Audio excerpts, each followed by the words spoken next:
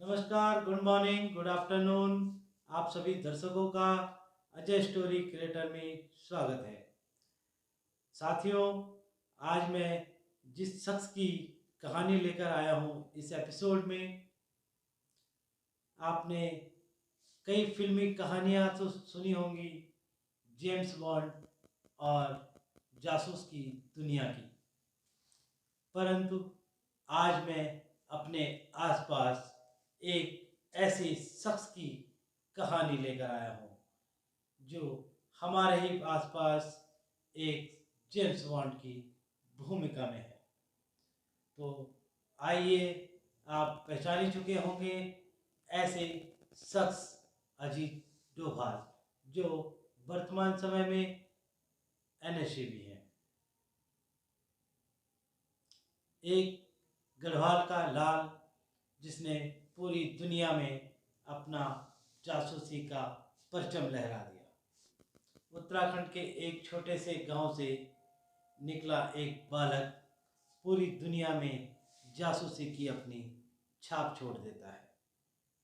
वही नाम अजीत डोभाल, जो किसी परिचय के मोहताज नहीं है। उन्हीं के जीवन पर आज एक कहानी मैं लेकर आया हूँ।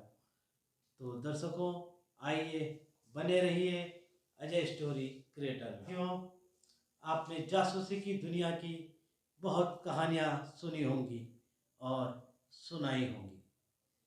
तो आइए, देर न करते हैं, जानते हैं उनके जीवन की किस्से और कहानियों की कुछ झलकियाँ। अजीत डोभाल 20 जनवरी 1945 को उत्तराखंड के पौड़ी गढ़वाल में जन्मे और पिता पिता डीएन डोभाल, जो आर्मी में जनरल के पद पर थे। ऐसे ही आर्मी और फौजी परिवार से जन्मे अजीत डोभाल शुरुआत की पढ़ाई अजीत डोभाल करते हैं अजमेर के मिलिट्री एकेडमी से। 1966 में एमए की पढ़ाई आगरा से करते हैं और 1967 में ही यूपीएससी की प्रथम अटेम्प्ट में ही यूपीएससी पास करते हैं और बन जाते हैं आईपीएस अफसर। 1968 में आईपीएस बन जाने के बाद होम कैडर मिलता है केरला।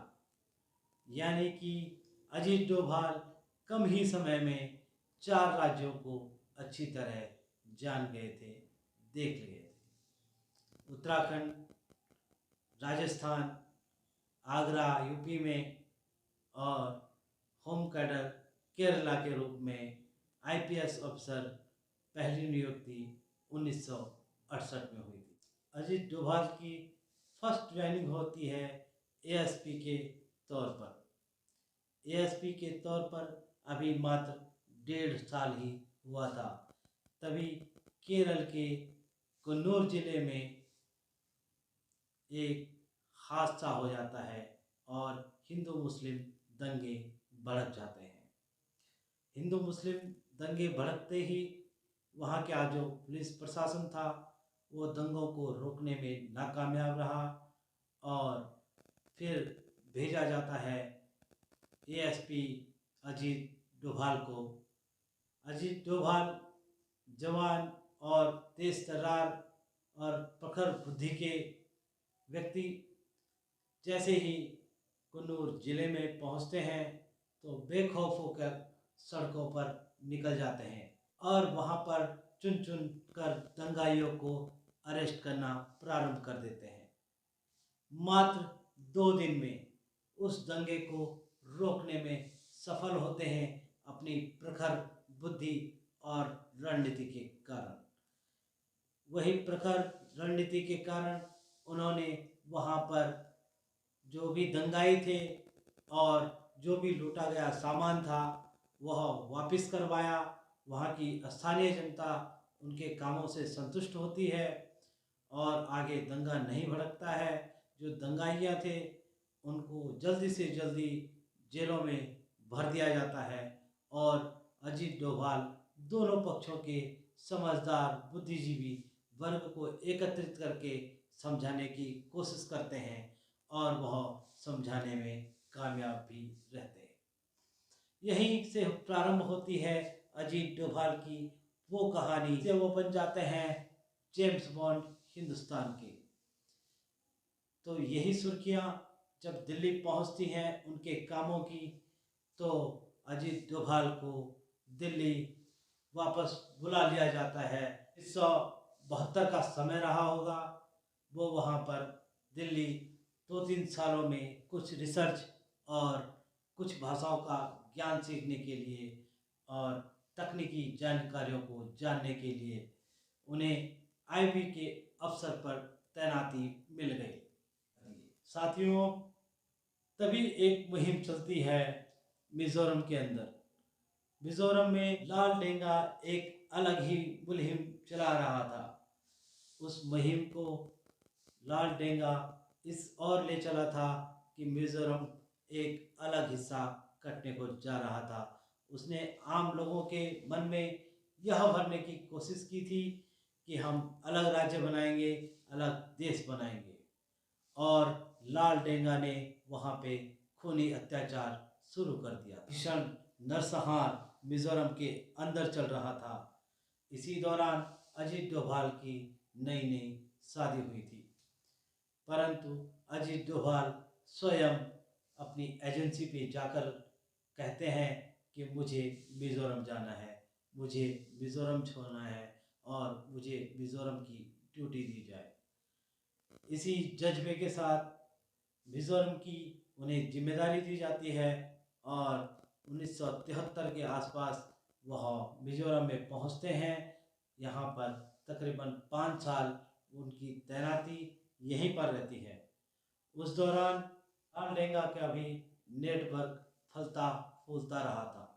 लाल डेंगा के पास 7 कमांडर ऐसे थे जो उसकी एक आवाज़ पर पूरे मिजोरम को हिला देते थे।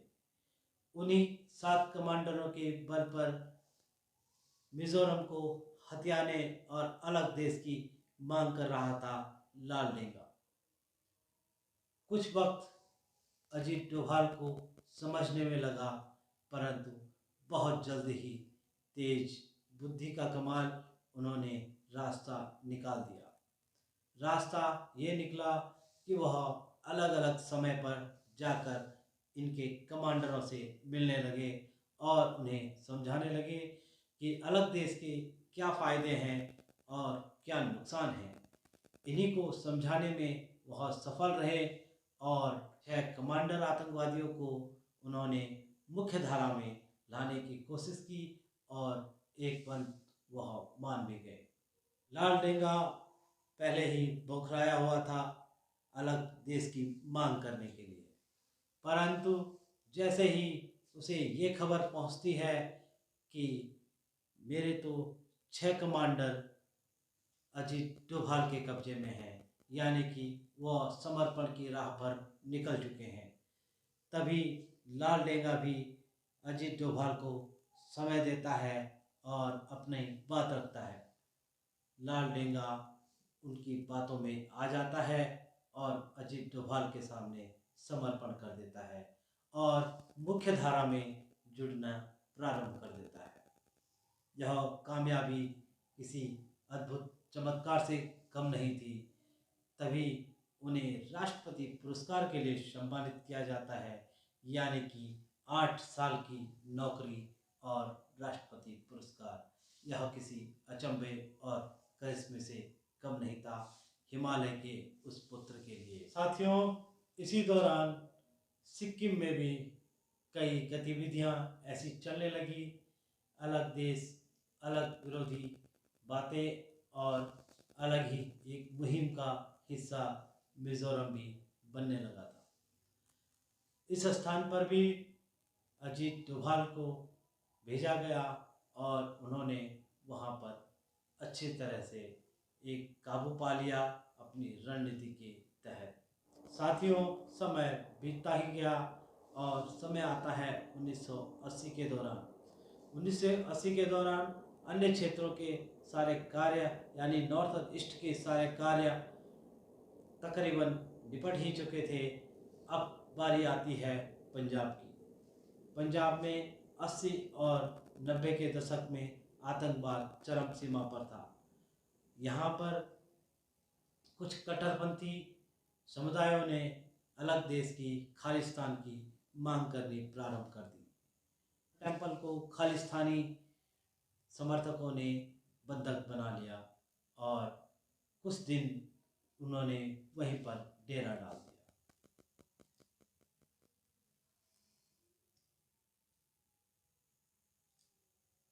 दर्शकों, मैं आपको बता दूं कि यह ऑपरेशन ब्लू स्टार जो 1984 में अमृतसर के अंदर हुआ था, उसमें मास्टरमाइंड अजीत डोभाल का ही था कि कैसे उनको वहाँ से बाहर निकाला जाए।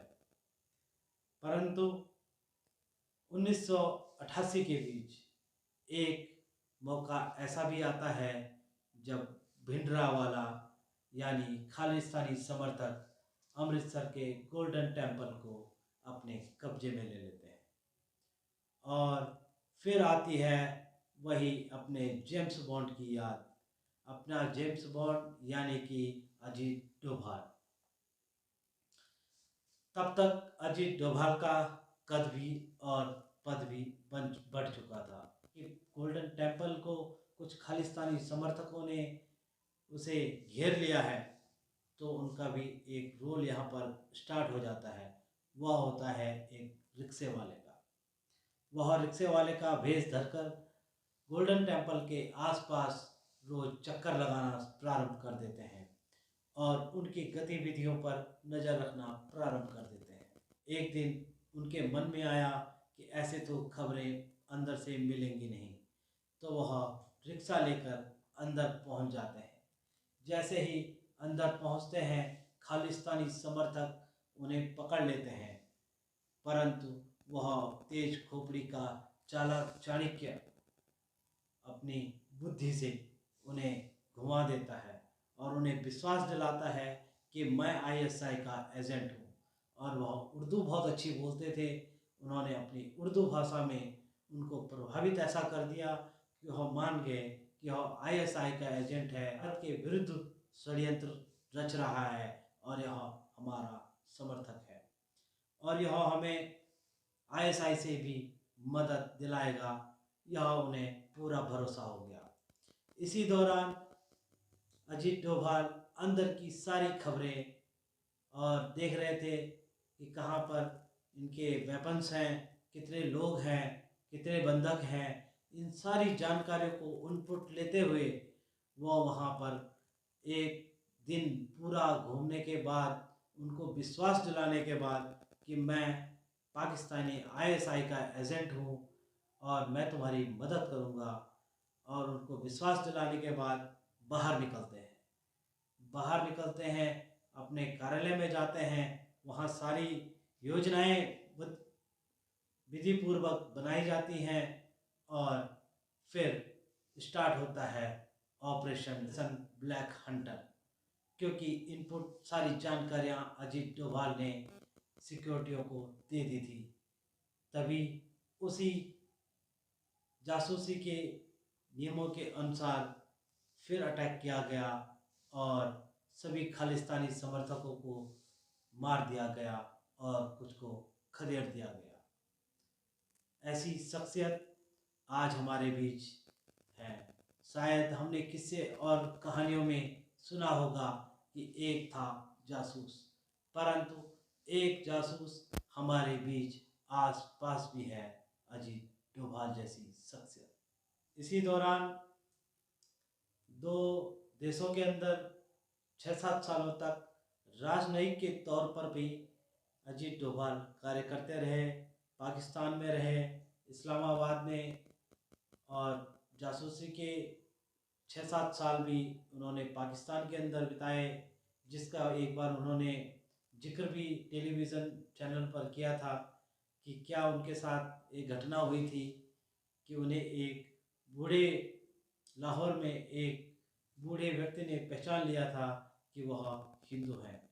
साथियों, पंजाब का दौर गुजर ही रहा था और वहाँ का आतंकवाद ख़त्म होने की कगार पर ही था तभी प्रारंभ हो जाता है जम्मू कश्मीर का 1990। 1990 में फिर अजीत डोभाल को एक टास्क और दिया जाता है। वहाँ पर भी आतंकवाद चरम सीमा पर पहुँच रहा था। वहाँ भी नौजवान मुख्य धारा से भटक रहे थे और पाकिस्तानी उसका फ़ायदा उठा रहे थे। ऐसे ही समय पर 1990 में जब अजीत डोभाल की पोस्टिंग की जाती है जम्मू कश्मीर में, तो उनके पास कई चुनौतियां वहां पर भी थी, परंतु उन्हीं चुनौतियों को पार करते हुए वह वहाँ भी कामयाब होते हैं। प्रारंभ में जब जम्मू कश्मीर के अंदर पाकिस्तानी स्पॉन्सर आतंकवाद को फैलाने में पूरी मदद कर रहे थे, उसी समय कुक्का पारेख उनका भी एक बहुत बड़ा नेटवर्क वहाँ पर चलता था। कुक्का पारेख को एक बार अजीत डोभाल मिलने बुलाते हैं और वह आ भी जाता है। उसे अजीत डोभाल बताते हैं कि आप जो कर रहे हैं वह देश की भलाई के लिए नहीं है। आपको क्या नहीं इस देश से मिलता है, सभी कुछ तो आप इस देश से ले रहे हैं। कुक्का पारेख उनकी बातें समझ लेता है और वह वापस मुख्य धारा में जुड़ने के लिए तैयार हो जाता है। परंतु कुछ चुनौतियां उसके सामने अभी भी थी, क्योंकि उसे जो फंडिंग पाकिस्तान से हो रही थी वह अपने आकाओं को क्या जवाब दे, इसका भी निचोड़ निकाला गया और इनका रास्ता भी अजीत डोभाल ने उसको बताया। कुक्का पारेख को मुख्य धारा में लाने का काम भी अजीत डोभाल ने करते हैं और 1968 में अपने अनुयायियों के साथ में कुक्का पारेख आत्मसमर्पण करते हैं, यानी कि वो भी मुख्य धारा में आने की कोशिश करते हैं और आ भी जाते हैं। और इसी दौरान वहाँ पर प्रारंभ होता है विधानसभा चुनाव 1968 का। 1968 में कुक्का पारेख भी अपनी एक पार्टी बनाते हैं और वह भी विधानसभा चुनाव लड़ते हैं। वह भी एक मुख्य धारा में जुड़ चुके थे, इसलिए पाकिस्तानी जो समर्थक थे उसे बिल्कुल भी अब पसंद नहीं कर रहे थे। तभी चुनाव जीतने के उपरांत ही कुक्का पारेख की भी मौत हो जाती है और वह भी इस दुनिया को अलविदा कह देता है। परंतु एक रास्ता और एक लकीर अजीत डोभाल ने जो कश्मीर में खींची थी, उसी रास्ते पर, दिखाए हुए रास्ते पर आज भी इंटेलिजेंस ब्यूरो काम करती है। तकरीबन 8-9 सालों तक जम्मू कश्मीर में अपनी सेवाएं देने के बाद 1999 में भी एक हाईजैक हुआ था कंधार विमान अपहरण। कंधार विमान अपहरण में भी ऐसी भूमिका अजीत डोभाल ने निभाई जिसका आप अंदाजा भी नहीं करेंगे। अजीत डोभाल ही थे कि जो 100 आतंकवादियों की शर्त रखने वाला आतंकवादी संगठन सिर्फ 3 आतंकवादी छोड़ने पर राजी हो गया और हमारे सभी यात्री, सिर्फ एक यात्री की उसमें मृत्यु हुई थी, रुपल पारूकर। उसी एक व्यक्ति की मृत्यु हुई थी, बाकी सभी सकुशल अपने देश वापस लौट चुके थे। यह सफलता भी कहीं न कहीं अजीत डोभाल की थी। इस नेगोशिएशन करने में और यह मोल भाव करने में कितने आतंकवादी, कितने यात्रियों की एवज में छोड़े जाएंगे, यह भी अजीत डोभाल ही हैंडल कर रहे थे। हालांकि अजीत डोभाल कभी भी इन बातों को राजी नहीं होते हैं कि मैंने ये सब कुछ किया है। हाँ, कुछ मजबूरियाँ जरूर होती हैं एक जासूस की और ऐसे काम करने में, इसीलिए वह इन बातों का शायद खुलासा नहीं करते होंगे। अजीत डोभाल एक ऐसी शख्सियत जिनकी बातें करते ही जाएं तो कई घंटे बीत जाएंगे, परंतु किस्से और कहानियाँ समाप्त नहीं होंगी। अजीत डोभाल फिर 2004 में आईबी के डायरेक्टर बनाए गए और 2005 में रिटायर्ड हो गए।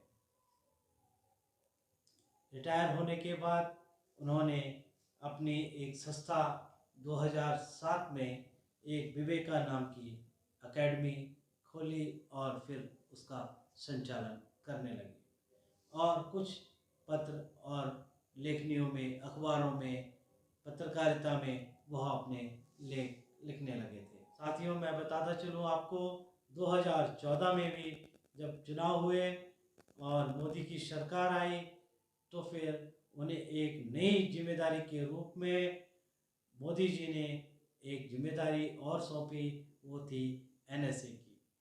वह भारत के 5वें एनएसए बने। साथियों, अब तक 2019 आते आते अजीत डोभाल का कद और पद दुगना हो चला था। उन्हें कैबिनेट मंत्री का दर्जा दे दिया गया था और प्रधानमंत्री के राष्ट्रीय सलाहकार के रूप में प्रधानमंत्री ने उन्हें नियुक्ति दे दी थी और उनका कद और पद निरंतर बढ़ता ही जा रहा है। साथियों, सर्जिकल स्ट्राइक भी हुई थी।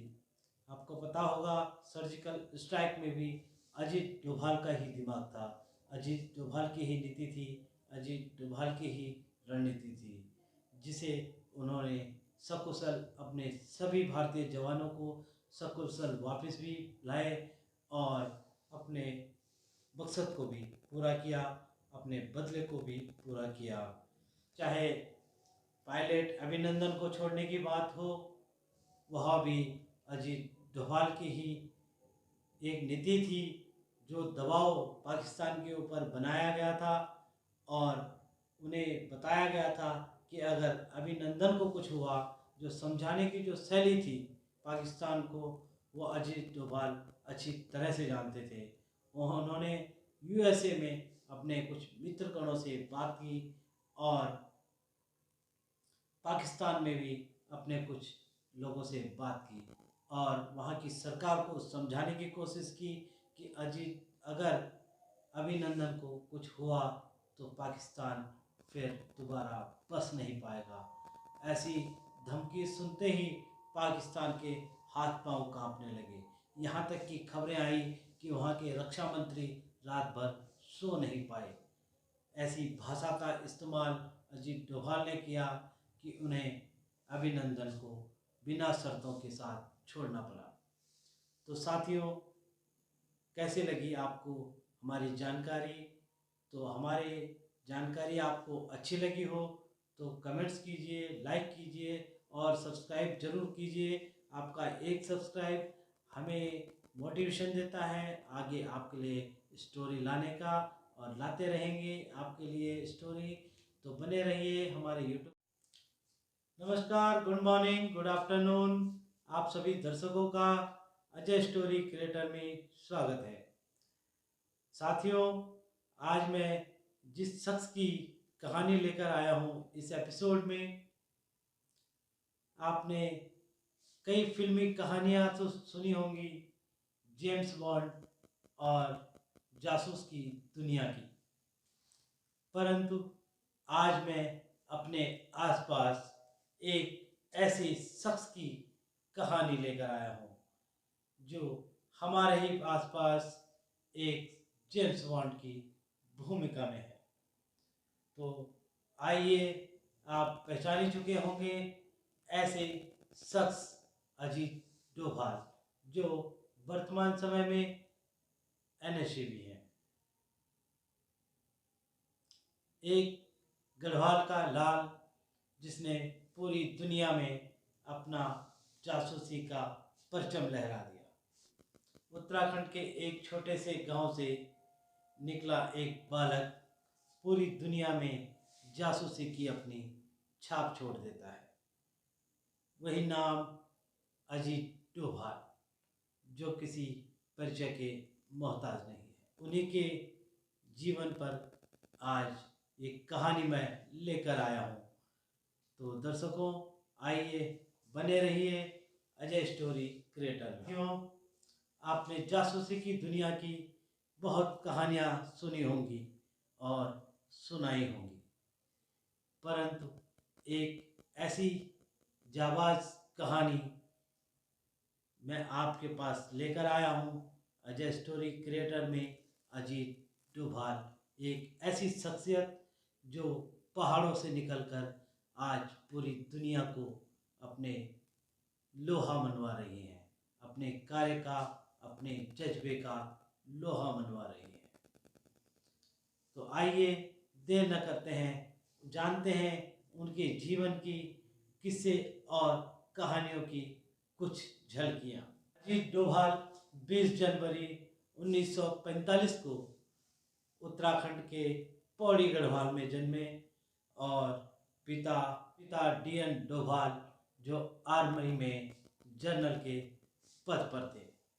ऐसे ही आर्मी और फौजी परिवार से जन्मे अजीत डोभाल शुरुआत की पढ़ाई अजीत डोभाल करते हैं अजमेर के मिलिट्री एकेडमी से। 1966 में MA की पढ़ाई आगरा से करते हैं और 1967 में ही UPSC की प्रथम अटेम्प्ट में ही UPSC पास करते हैं और बन जाते हैं IPS अफसर। 1968 में IPS बन जाने के बाद होम कैडर मिलता है केरला, यानी कि अजीत डोभाल कम ही समय में 4 राज्यों को अच्छी तरह जान गए थे, देख लिए थे। उत्तराखंड, राजस्थान, आगरा UP में और होम कैडर केरला के रूप में IPS अफसर पहली नियुक्ति 1968 में हुई थी। अजीत डोभाल की फर्स्ट ज्वाइनिंग होती है ASP के तौर पर। ASP के तौर पर अभी मात्र 1.5 साल ही हुआ था, तभी केरल के कन्नूर जिले में एक हादसा हो जाता है और हिंदू मुस्लिम दंगे भड़क जाते हैं। हिंदू मुस्लिम दंगे भड़कते ही वहाँ का जो पुलिस प्रशासन था वो दंगों को रोकने में नाकामयाब रहा और फिर भेजा जाता है ASP अजीत डोभाल को वहाँ संभालने के लिए, दंगा को संभालने के लिए। अजीत डोभाल जवान और तेज तर्रार और प्रखर बुद्धि के व्यक्ति जैसे ही कन्नूर जिले में पहुंचते हैं तो बेखौफ होकर सड़कों पर निकल जाते हैं और वहां पर चुन चुन कर दंगाइयों को अरेस्ट करना प्रारंभ कर देते हैं। मात्र 2 दिन में उस दंगे को रोकने में सफल होते हैं अपनी प्रखर बुद्धि और रणनीति के कारण। वही प्रखर रणनीति के कारण उन्होंने वहाँ पर जो भी दंगाई थे और जो भी लूटा गया सामान था वह वापस करवाया। वहाँ की स्थानीय जनता उनके कामों से संतुष्ट होती है और आगे दंगा नहीं भड़कता है। जो दंगाइयाँ थे उनको जल्दी से जल्दी जेलों में भर दिया जाता है और अजीत डोभाल दोनों पक्षों के समझदार बुद्धिजीवी वर्ग को एकत्रित करके समझाने की कोशिश करते हैं और वह समझाने में कामयाब भी रहते हैं। यहीं से प्रारंभ होती है अजीत डोभाल की वो कहानी से वो बन जाते हैं जेम्स बॉन्ड हिंदुस्तान के। तो यही सुर्खियाँ जब दिल्ली पहुंचती हैं उनके कामों की, तो अजीत डोभाल को दिल्ली वापस बुला लिया जाता है सेंट्रल कामों के लिए। सेंट्रल एजेंसी के कामों के लिए दिल्ली बुला लिया जाता है। शायद 1972 का समय रहा होगा। वो वहाँ पर दिल्ली 2-3 सालों में कुछ रिसर्च और कुछ भाषाओं का ज्ञान सीखने के लिए और तकनीकी जानकारियों को जानने के लिए उन्हें IB के अवसर पर तैनाती मिल गई। कहाँ एक आईपीएस ऑफिसर की नौकरी, और यहाँ दिल्ली में बुला दिया जाता है और सौंप दी जाती है एक नई जिम्मेदारी आईबी ऑफिसर की। के बुनियादी सिद्धांतों को सीखने में तकरीबन 3 साल का समय लगता है, परंतु वह 3 साल 3000 साल के बराबर उन्होंने कर दिए। साथियों, तभी एक मुहिम चलती है मिजोरम के अंदर। मिजोरम में लाल डेंगा एक अलग ही मुहिम चला रहा था। उस मुहिम को लाल डेंगा इस ओर ले चला था कि मिजोरम एक अलग हिस्सा कटने को जा रहा था।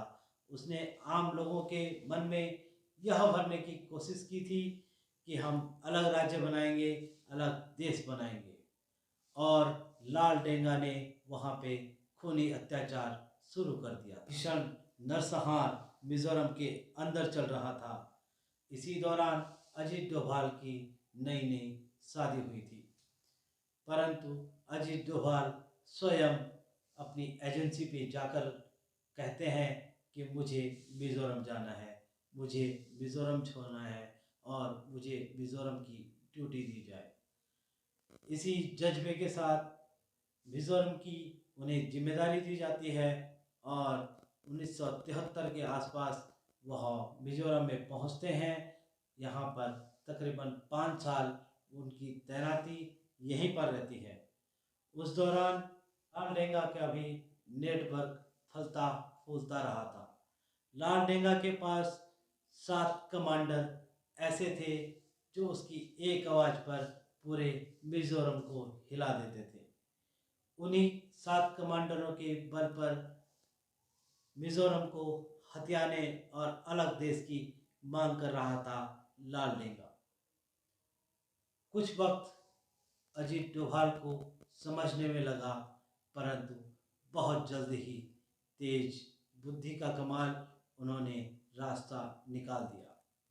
रास्ता ये निकला कि वह अलग अलग समय पर जाकर इनके कमांडरों से मिलने लगे और उन्हें समझाने लगे कि अलग देश के क्या फ़ायदे हैं और क्या नुकसान हैं। इन्हीं को समझाने में वह सफल रहे और 6 कमांडर आतंकवादियों को उन्होंने मुख्य धारा में लाने की कोशिश की और एक पल वह मान भी गए। लाल डेंगा पहले ही बौखलाया हुआ था अलग देश की मांग करने के लिए, परंतु जैसे ही उसे ये खबर पहुंचती है कि मेरे तो 6 कमांडर अजीत डोभाल के कब्जे में हैं, यानी कि वह समर्पण की राह पर निकल चुके हैं, तभी लाल डेंगा भी अजीत डोभाल को समय देता है और अपनी बात रखता है। लाल डेंगा उनकी बातों में आ जाता है और अजीत डोभाल के सामने समर्पण कर देता है और मुख्य धारा में जुड़ना प्रारंभ कर देता है। यह कामयाबी किसी अद्भुत चमत्कार से कम नहीं थी।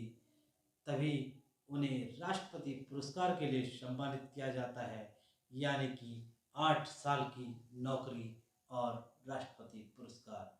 यह किसी अचंभे और करिश्मे से कम नहीं था हिमालय के उस पुत्र के लिए। साथियों, इसी दौरान सिक्किम में भी कई गतिविधियां ऐसी चलने लगी। अलग देश, अलग विरोधी बातें और अलग ही एक मुहिम का हिस्सा मिजोरम भी बनने लगा था। इस स्थान पर भी अजीत डोभाल को भेजा गया और उन्होंने वहाँ पर अच्छी तरह से एक काबू पा लिया अपनी रणनीति के तहत। साथियों, समय बीतता ही गया और समय आता है 1980 के दौरान। 1980 के दौरान अन्य क्षेत्रों के सारे कार्य, यानी नॉर्थ ईस्ट के सारे कार्य तकरीबन निपट ही चुके थे। अब बारी आती है पंजाब की। पंजाब में 80 और 90 के दशक में आतंकवाद चरम सीमा पर था। यहाँ पर कुछ कट्टरपंथी समुदायों ने अलग देश की खालिस्तान की मांग करनी प्रारंभ कर दी। टेम्पल को खालिस्तानी समर्थकों ने बंधक बना लिया और कुछ दिन उन्होंने वहीं पर डेरा डाल दिया।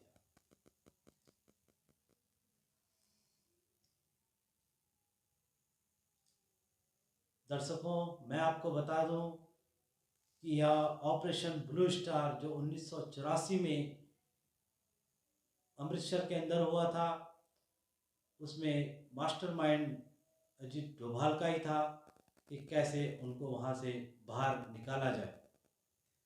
परंतु 1988 के बीच एक मौका ऐसा भी आता है जब भिंडरावाला यानी खालिस्तानी समर्थक अमृतसर के गोल्डन टेम्पल को अपने कब्जे में ले लेते हैं और फिर आती है वही अपने जेम्स बॉन्ड की याद, अपना जेम्स बॉन्ड यानी कि अजीत डोभाल।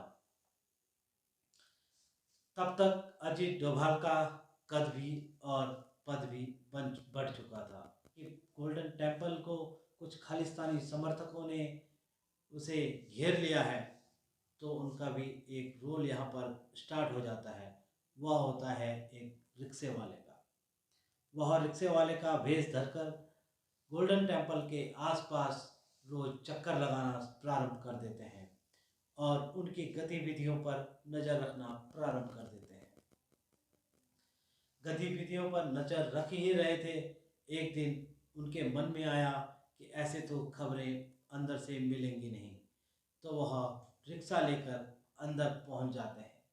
जैसे ही अंदर पहुंचते हैं, खालिस्तानी समर्थक उन्हें पकड़ लेते हैं, परंतु वह तेज खोपड़ी का चालाक चाणक्य अपनी बुद्धि से उन्हें घुमा देता है और उन्हें विश्वास दिलाता है कि मैं आईएसआई का एजेंट हूँ। और वह उर्दू बहुत अच्छी बोलते थे। उन्होंने अपनी उर्दू भाषा में उनको प्रभावित ऐसा कर दिया कि वह मान गए कि वह आईएसआई का एजेंट है, भारत के विरुद्ध षड्यंत्र रच रहा है और यह हमारा समर्थक है और यह हमें आईएसआई से भी मदद दिलाएगा। यह उन्हें पूरा भरोसा हो गया।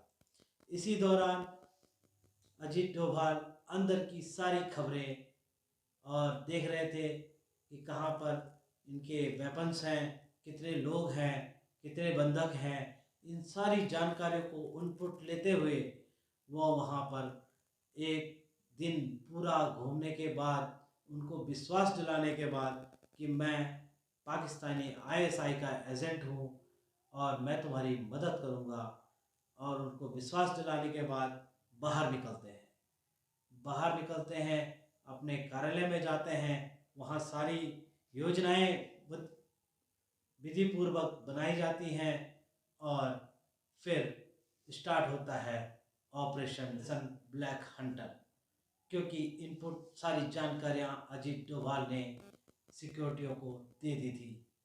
तभी उसी जासूसी के नियमों के अनुसार फिर अटैक किया गया और सभी खालिस्तानी समर्थकों को मार दिया गया और कुछ को खदेड़ दिया गया।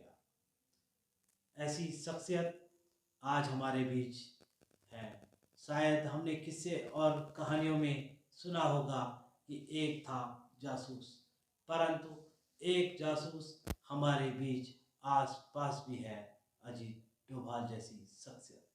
इसी दौरान दो देशों के अंदर 6-7 सालों तक राजनयिक के तौर पर भी अजीत डोभाल कार्य करते रहे।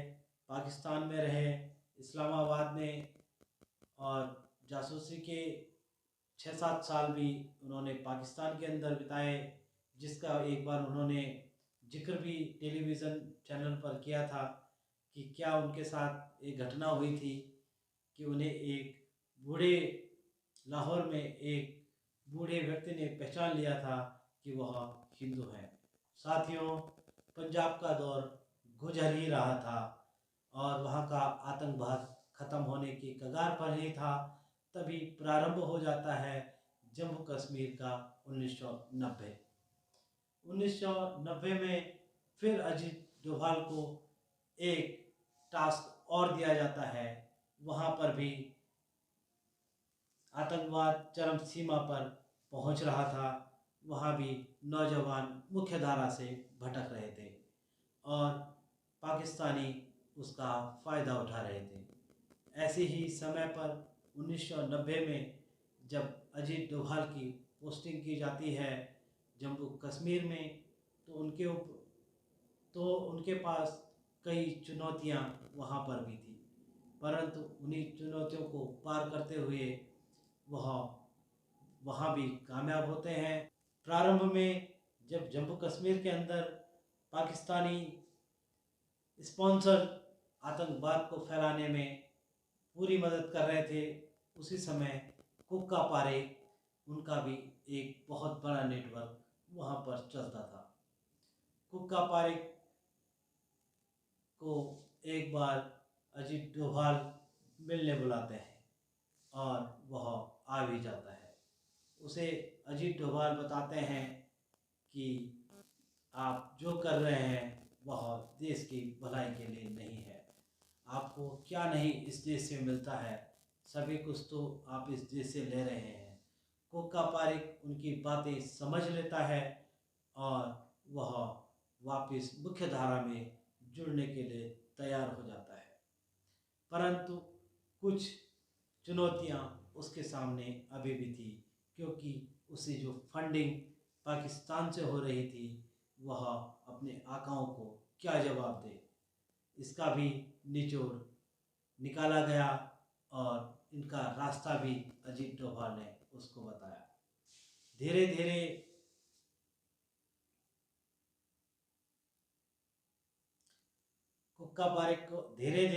कुक्का पारेख को मुख्य धारा में लाने का काम भी अजीत डोभाल ने करते हैं और 1968 में अपने अनुयायियों के साथ में कुक्का पारेख आत्मसमर्पण करते हैं, यानी कि वो भी मुख्य धारा में आने की कोशिश करते हैं और आ भी जाते हैं।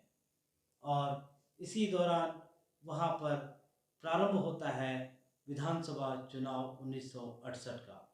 1968 में कुक्का पारेख भी अपनी एक पार्टी बनाते हैं और वह भी विधानसभा चुनाव लड़ते हैं। वह भी एक मुख्य धारा में जुड़ चुके थे, इसलिए पाकिस्तानी जो समर्थक थे उसे बिल्कुल भी अब पसंद नहीं कर रहे थे। तभी चुनाव जीतने के उपरांत ही कुक्का पारेख की भी मौत हो जाती है और वह भी इस दुनिया को अलविदा कह देता है। परंतु एक रास्ता और एक लकीर अजीत डोभाल ने जो कश्मीर में खींची थी, उसी रास्ते पर दिखाए हुए रास्ते पर आज भी इंटेलिजेंस ब्यूरो काम करती है। तकरीबन 8-9 सालों तक जम्मू कश्मीर में अपनी सेवाएं देने के बाद 1999 में भी एक हाईजैक हुआ था कंधार विमान अपहरण। कंधार विमान अपहरण में भी ऐसी भूमिका अजीत डोभाल ने निभाई जिसका आप अंदाजा भी नहीं करेंगे। अजीत डोभाल ही थे कि जो 100 आतंकवादियों की शर्त रखने वाला आतंकवादी संगठन सिर्फ 3 आतंकवादी छोड़ने पर राजी हो गया और हमारे सभी यात्री, सिर्फ एक यात्री की उसमें मृत्यु हुई थी, रुपल पारूकर। उसी एक व्यक्ति की मृत्यु हुई थी, बाकी सभी सकुशल अपने देश वापस लौट चुके थे। यह सफलता भी कहीं न कहीं अजीत डोभाल की थी। इस नेगोशिएशन करने में और यह मोल भाव करने में कितने आतंकवादी कितने यात्रियों की एवज में छोड़े जाएंगे, यह भी अजीत डोभाल ही हैंडल कर रहे थे। हालांकि अजीत डोभाल कभी भी इन बातों को राजी नहीं होते हैं कि मैंने ये सब कुछ किया है। हाँ, कुछ मजबूरियाँ जरूर होती हैं एक जासूस की और ऐसे काम करने में, इसीलिए वह इन बातों का शायद खुलासा नहीं करते होंगे। अजीत डोभाल एक ऐसी शख्सियत जिनकी बातें करते ही जाएं तो कई घंटे बीत जाएंगे, परंतु किस्से और कहानियाँ समाप्त नहीं होंगी। अजीत डोभाल फिर 2004 में आईबी के डायरेक्टर बनाए गए और 2005 में रिटायर्ड हो गए।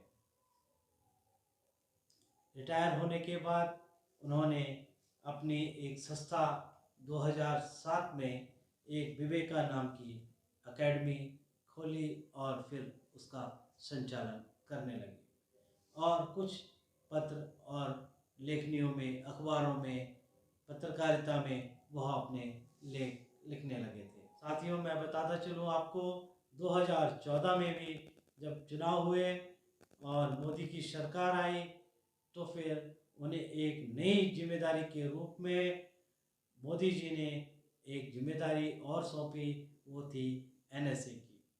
वह भारत के 5वें एनएसए बने। साथियों, अब तक 2019 आते आते अजीत डोभाल का कद और पद दुगना हो चला था। उन्हें कैबिनेट मंत्री का दर्जा दे दिया गया था और प्रधानमंत्री के राष्ट्रीय सलाहकार के रूप में प्रधानमंत्री ने उन्हें नियुक्ति दे दी थी और उनका कद और पद निरंतर बढ़ता ही जा रहा है। साथियों, सर्जिकल स्ट्राइक भी हुई थी।